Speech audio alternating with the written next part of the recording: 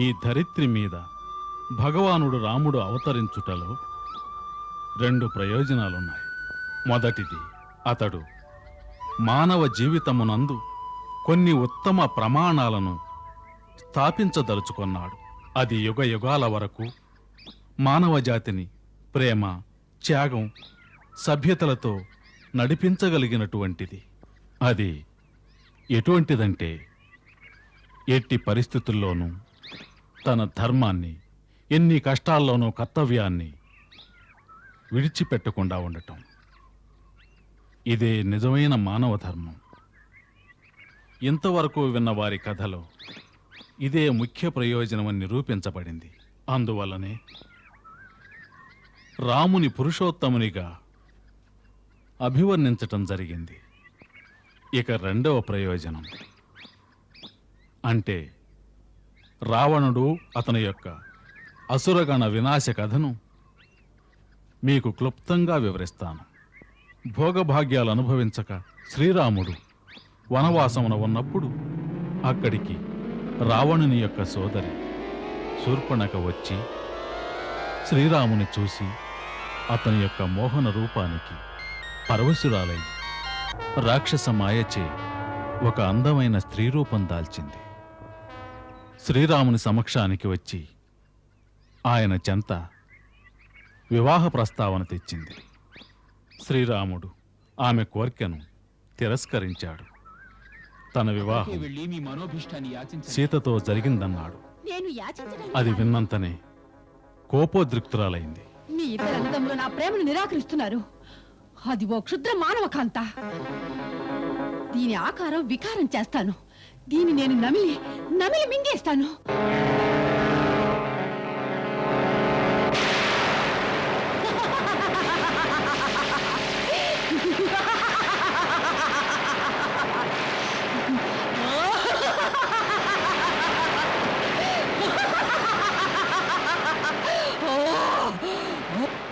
లక్ష్మణ, ఈ కోమలమైన దోసకాయని నేను నమిలి మింగేస్తాను. నన్ను కాదని నిరాకరిస్తారా?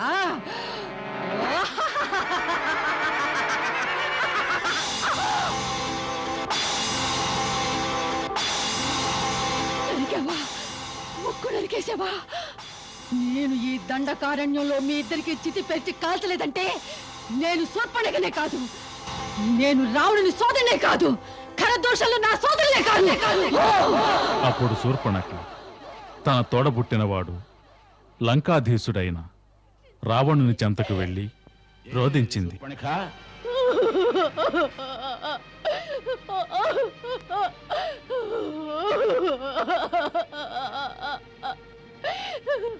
ఈ వికృత రూపం ఏమిటి సోదరి? నీ ముక్కు మీద ఆ గాయం ఏమిటి? ఇది గాయం కాదు సోదరా, కత్తితో కోయబడినది. అకంపన! రాముడు నా సోదరులను సంహరించి తనంతట తనే మృత్యువును ఆహ్వానించుకున్నాడు. మనల్ని రెచ్చగొట్టి ఇంద్రుడు, కుబేరుడు, యముడు, చివరకు ఆ మహావిష్ణు అయినా సరే శాంతియుతంగా ఉండలేడు. రావణుడంటే యముడికి యముడు. అమృతాన్ని కూడా భస్మీపటలం చేయగలడు. మృత్యువుని కూడా మట్టు పెట్టగల శక్తి కలవాడు. అలాంటి మాకు ఎదురు నిలిచే సాహసం ఎవరికుంది? శూర్పణఖ యొక్క అవమానానికి ప్రతీకారంగా రావణుడు సీతనెత్తుకు రావాలని యుక్తి పన్ని ఎంతో మాయావి అయిన మారీచుని స్వర్ణలేడి రూపమున పంచవటికి పంపాడు.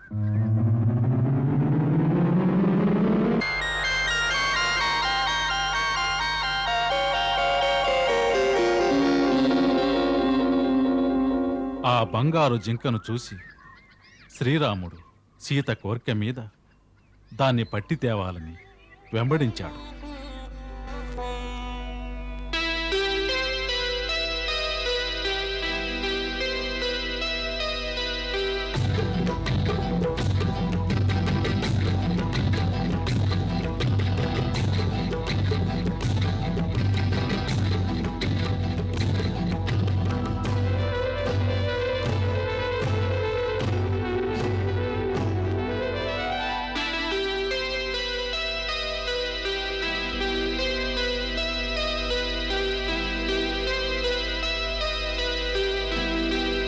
అప్పుడు రావణుడు సీత వద్దకు భిక్షకుని వలె వచ్చి నీ అరుపును వారి చెవులకు సీతను అపహరించుకుని వెళ్ళాడు. లేరు.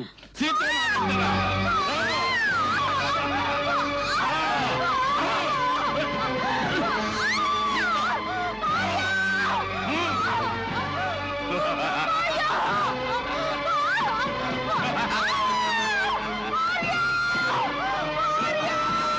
దగ్గర. రావణుని చేతుల నుంచి నిన్ను ఎవరు రక్షించలేరు. లక్ష్మణ ఆర్య! లక్ష్మణ ఆగు ఆగు రావణ ఆగు.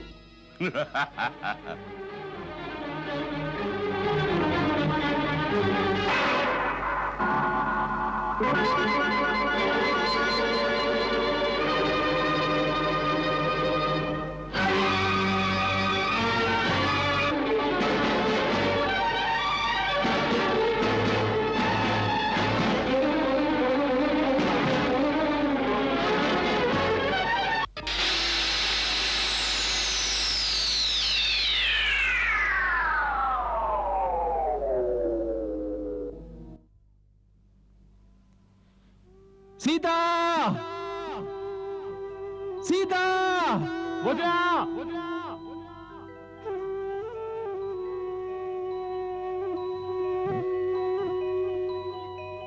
సీత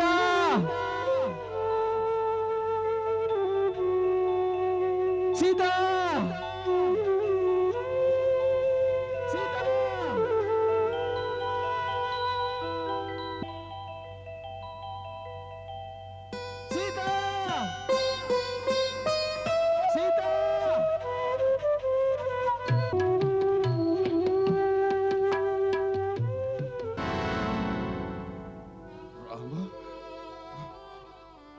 రామ రామ రామ రామ ఓ, రామ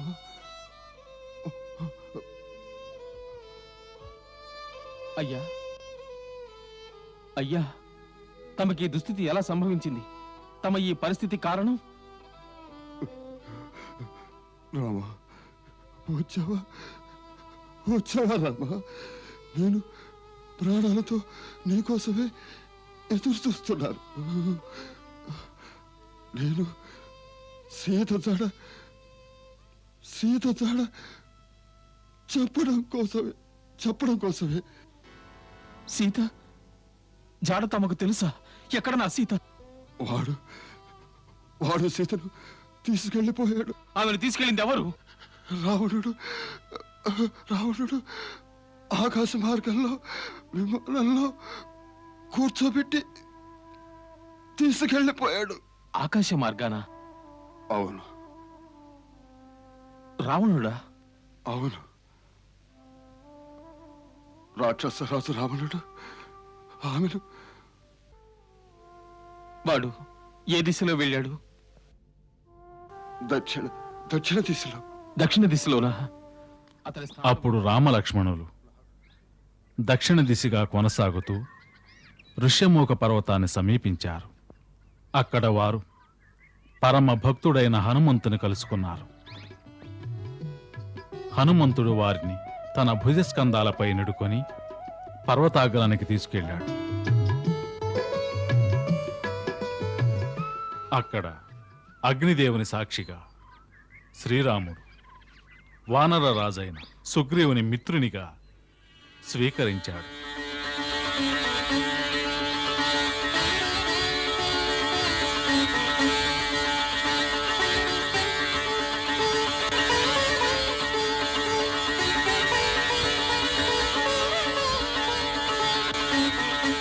తరువాత హనుమంతుని సీతజాడ తెలుసుకురమ్మని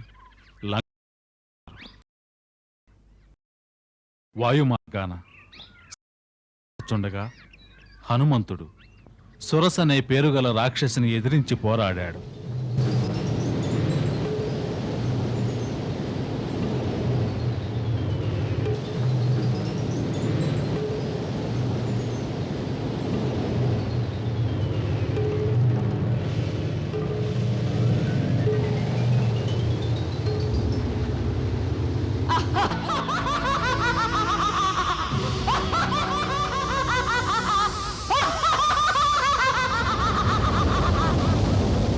స్వర్గానికి అడ్డు నిలిచే నీవెవరు? నేను సురసను. ఏం కావాలి?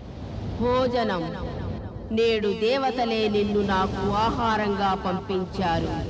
నిన్ను ఆరగించి తృప్తి చెందాలనుకుంటున్నాను.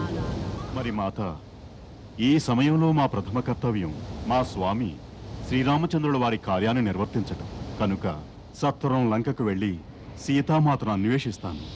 ఆమెను కనుగొని శ్రీరామచంద్రుల వారి సందేశాన్ని అందజేస్తాను. సీతామాత యొక్క ఉనికిని రామచంద్రులకు తెలియచేస్తాను. ఈ కార్యాన్ని నెరవేర్చిన తరువాత నేనే స్వయంగా నీకు ఆహారంగా నీ చెంతకు వస్తాను. ఇప్పుడు నీ అసత్య వచనాలకు లొంగేదానను కాను. ఎప్పుడో ఇచ్చిన బ్రహ్మవరం ఉంది. నేను ఏ ప్రదేశంలో నిలిచినా అక్కడ నా మార్గాన్ని కాదని ఎవరు వెళ్ళలేరు. కనుక నీవు తప్పనిసరిగా నా నోట్లోకి వచ్చి తీరవలసింది. అక్కడి నుండి నీవు బయటకు ఎలా రాగలవో చూద్దాం. చక్కని మాట అన్నావు మాత.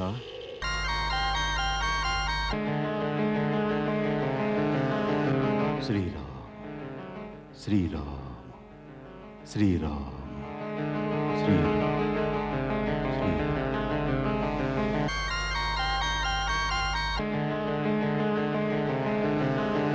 శ్రీరామ్ శ్రీరామ్ శ్రీరామ్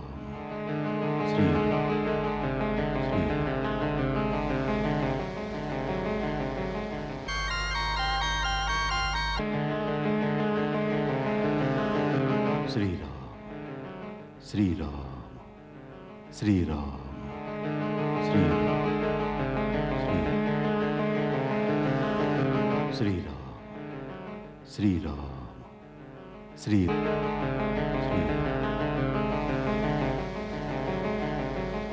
మాత, బ్రహ్మవరాన్ని వ్యర్థం చేయలేదు. నీ నోట్లోకి వెళ్ళి బయటికి వచ్చేశాను. నీకు శతకోటి శుభాలు కలుగుగాక.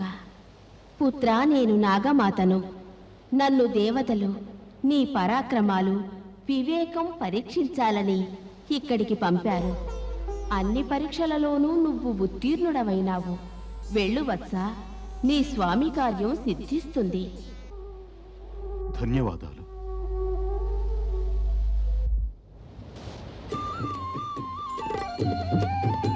లంకకు వెళ్ళి హనుమంతుడు సీతామాతకు ఆనవాలు రూపాన శ్రీరాముని అంగుళీకాన్నిచ్చాడు.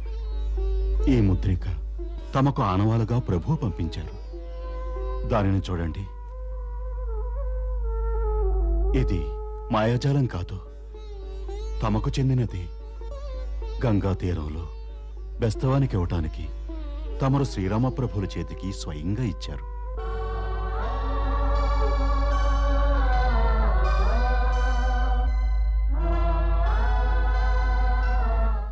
ఆ సమయాన రావణుని పుత్రుడు మేఘనాథుడు అక్కడికి వచ్చి హనుమంతునితో తలపడ్డాడు.